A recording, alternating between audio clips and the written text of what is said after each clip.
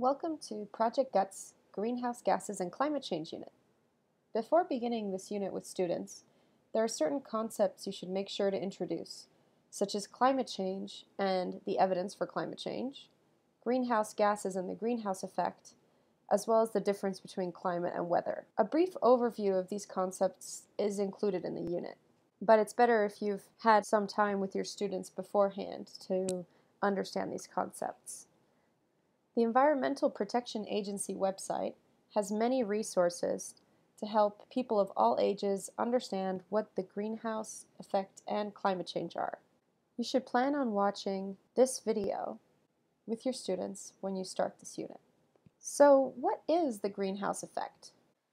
It's the trapping of heat in the atmosphere by certain gases like water, carbon dioxide, and methane.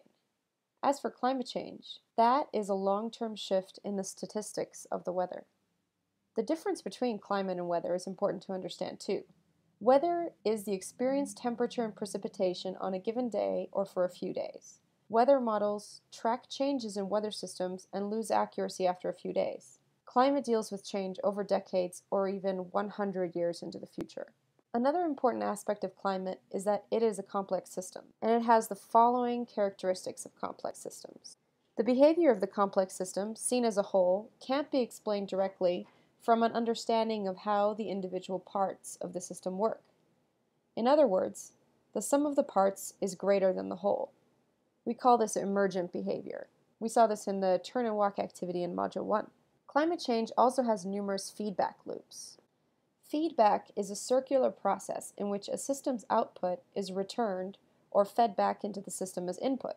For example, ice-covered ground reflects more solar radiation than bare ground. This difference in reflectivity is called the albedo. As temperatures rise, the ice melts and more bare ground is exposed, which will absorb more solar radiation, thus speeding up the temperature increase. This is called positive or reinforcing feedback. There are also nonlinear characteristics like evaporation and condensation, chaotic dynamics in which small changes in initial conditions lead to large differences in outcomes, and there is distal causality. In other words, chain reactions can trigger events far away from an action's starting point.